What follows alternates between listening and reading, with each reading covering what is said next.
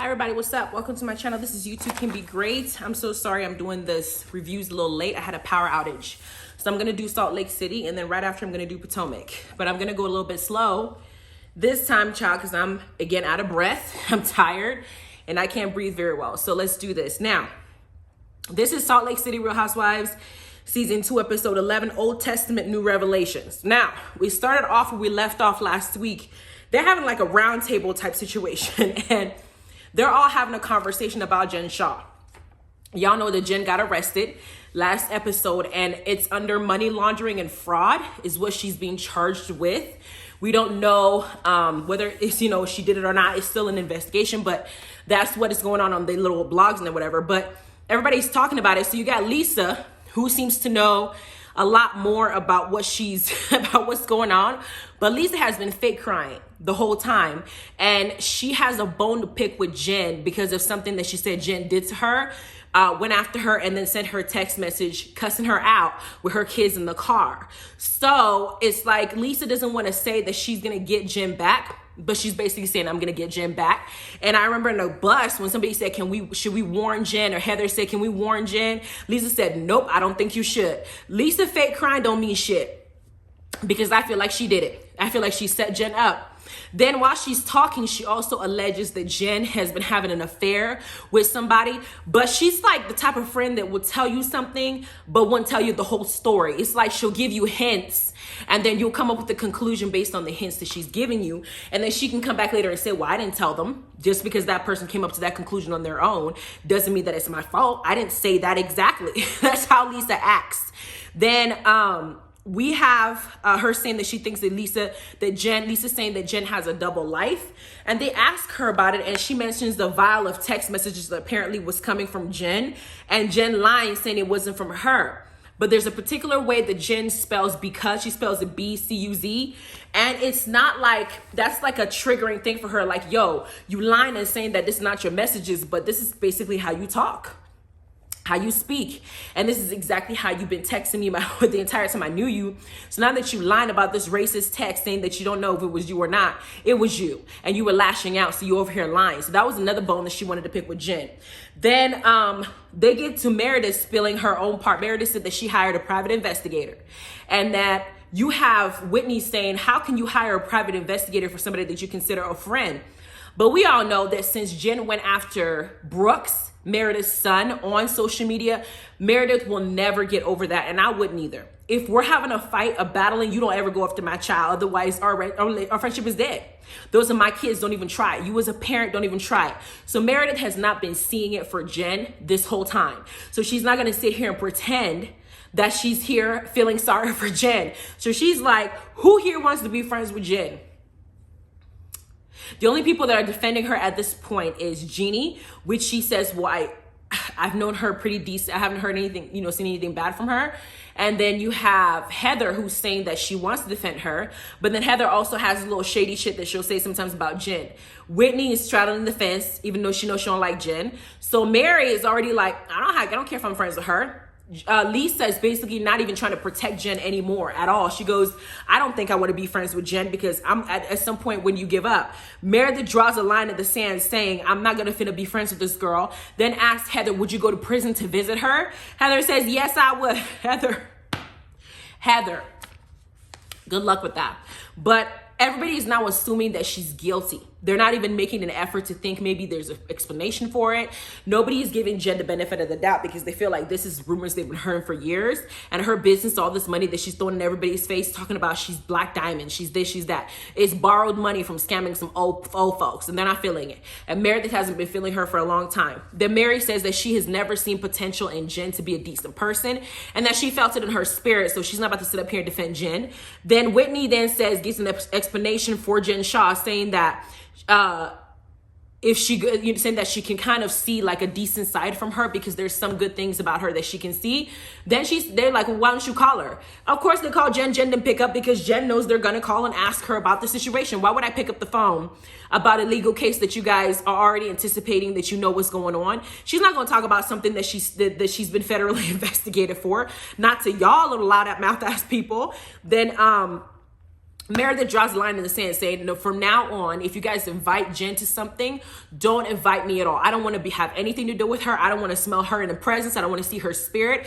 I am done with this woman for good because I don't trust her. She already messed around and went after my son on social media. Now she's being hunted down by law enforcement. Child, I don't want this type of friend in my life at all. Plus, her friend stole from my store and she still has that heifer working for her. I am done being nice to this hoe. Don't call me if you're going to invite her to something. I don't exist. And I was like, damn. When Meredith's pissed, she's pissed. Then we have the next day, they're still in Vail. Whitney is still trying to make friends with Mary. There is something about Whitney that wants so bad for people to be friends with her. Was Whitney the girl in school that got bullied or something, that never had people around her that she could really consider a friend, that she works overtime trying to get Lisa Barlow to be friends with her? Meredith called her a little girl, belittle her, made her cry, made her feel insignificant. And here she is making breakfast for this bitch. Why are you making breakfast for this bitch? You need to, it's like you want Mary to keep disrespecting you. Hell will freeze over. I don't care how sanctified she thinks she is. That little, I don't even know how Mary feels like she can talk to somebody like this when she's supposed to be the first lady of a church. You should be the first lady of the gates of hell or something, the way that you talk to people. Mary is talking down to Whitney like Whitney is beneath her and at the bottom of her shoe that she can stomp on her. Hell, she might not even spit on her if she was on fire. She wouldn't even pray for the Holy Ghost to come save her. The fact that Whitney is sitting up here trying so hard to make eggs for her, and then Mary now takes the eggs saying that she's sure that it's disgusting, it's not, she didn't wash her hands. We need to go ahead and put these eggs in here to make sure that we cook it so it's what's the word she used? It's you kill all the germs. Like, you're even calling her disgusting. Mary is a bitch. So then we have the next scene where Meredith and Lisa are talking about Mary Cameron, because Cameron was a former attendee at Mary's little false prophet church, and Cameron is no longer at that church. So Meredith is now elaborating what Cameron told her while she was at Lisa's event. Right? And Lisa keeps insinuating that Mary and Cameron were very close. Now, being that Mary can't have sex with her grandfather anymore, I don't know if he probably needs Viagra or something, but she needs somebody else to tickle her pickles. So she may have had something with Cameron where Cameron may have felt like they were going to start something, even though they're in the church, they were going to be unholy together. But the insinuation Lisa is putting out there is that Mary and him may have had something more than friendship, as if they were fucking. And Meredith is like, what are you trying to say, girl? Spit it out, because you're annoying the hell out of me. And Lisa's just doing what she's doing, dancing around the facts, but not telling the truth. So we get to Meredith saying, I just want to talk to Mary about it and let her know what's on my mind. I don't be dancing around this subject. Then we have Heather, Whitney, and Jeannie going to dog sledding, while Meredith, Mary, and Lisa, after Meredith and Lisa just had a conversation about Mary potentially cheating on her grandfather, going shopping and ice skating. And these heifers dressed up to go ice skating. They wore like what you might see like on an ice skating tournament or something. I'm just like, wear some jeans and a normal t-shirt and go ice skating like normal folks. Then we have Heather and Whitney deciding to attack Lisa on the bus back from dog sledding, talking about how Lisa is evasive, how Lisa doesn't want to be honest with you, how Lisa doesn't want to tell you the real truth, but she wants to drop little hints, little bugs in your ear and have you play, like some kind of clue or something to get to the conclusion. And Jeannie, not knowing Lisa as well as Heather and Whitney does, of course, defends her. She was like, Lisa doesn't want to say something that's fact when she's not sure. So she doesn't want to say anything. She wants to keep it to herself, but she'll drop some hints though. Girl, just spit that shit out. And of course, Whitney starts rapping. Then we get Jen Shah's scene finally after her arrest, and she's sitting with her lawyer Clayton, and she's now discussing the charges that she was charged with: wire fraud and money laundering. And then Jen gives us this explanation that's saying that she got a phone call with Sharif's number, and the number is exactly like it was his number. So she answered it thinking it was him, trying to figure out what's going on. But then when she got on the road, then somebody stopped her, and it was like a setup type situation she was trying to address. And I'm like, this shit don't make no damn sense, Jen. But then as she's talking, she now starts crying about how she's worked so hard, she didn't have much in life, and how she worked so hard to get where she wants to be, and what she's being accused of she didn't do.